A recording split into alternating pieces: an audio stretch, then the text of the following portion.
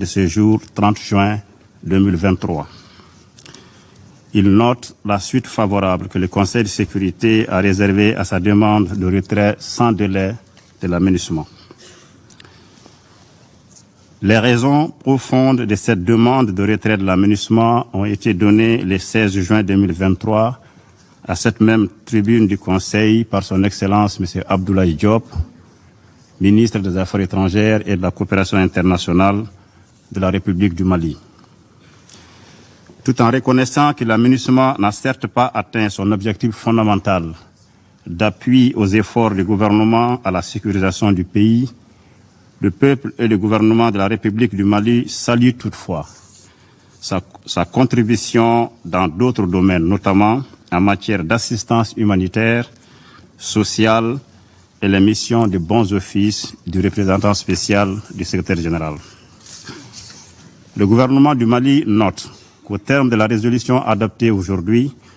le processus de retrait de la MINUSMA commencera dès le 1er juillet pour se terminer le 31 décembre 2023.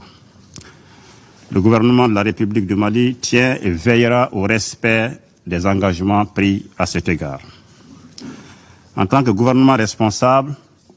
les autorités maliennes s'engagent à coopérer étroitement avec le secrétariat des Nations Unies et la MINUSMA dans le cadre de la mise en œuvre diligente de cette résolution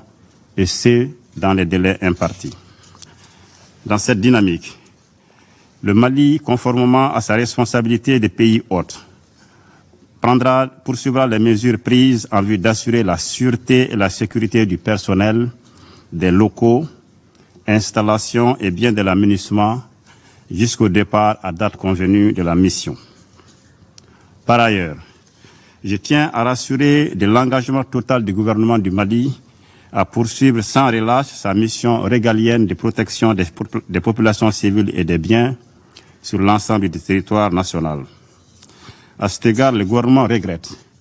que le Conseil continue de considérer la situation au Mali comme une menace à la paix et à la sécurité internationale, en dépit des résultats tangibles enregistrés, d'une part sur le terrain par les forces armées maliennes, notamment grâce au renforcement des capacités et à l'équipement de l'outil de défense, et d'autre part, concernant le retour à l'ordre constitutionnel apaisé et sécurisé, cher à son Excellence le colonel Assimi Goïta, président de la transition, chef de l'État, et comme vous le savez, l'organisation réussie le 18 juin 2023 du référendum constitutionnel s'inscrit dans cette dynamique. Le gouvernement du Mali s'engage également à poursuivre de manière efficiente et diligente la mise en œuvre de l'accord pour la paix et la réconciliation au Mali issu du processus d'Alger,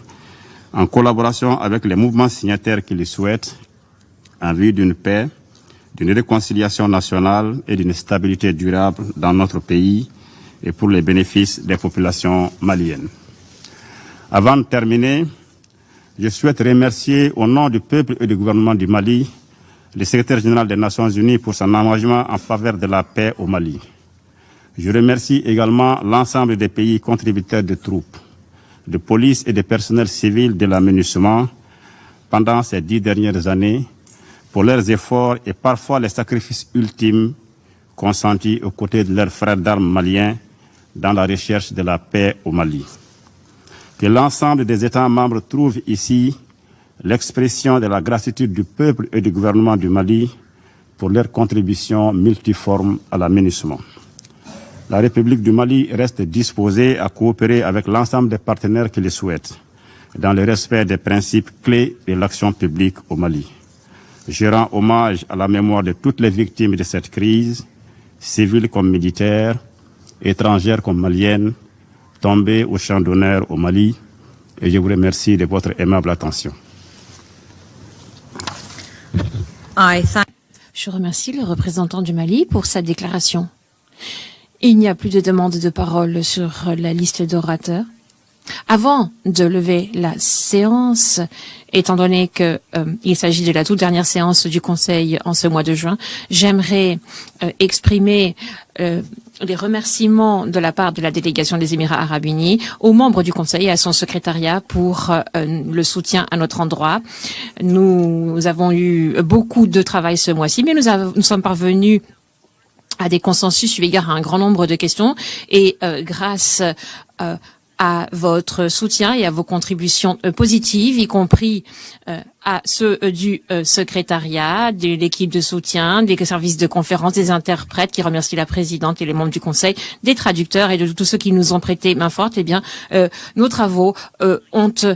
été couronnés de succès. Nous en arrivons au terme de notre présidence et j'aimerais souhaiter bonne chance à la présidence entrante, à savoir le Royaume-Uni, pour la présidence du mois de juillet. La séance est levée.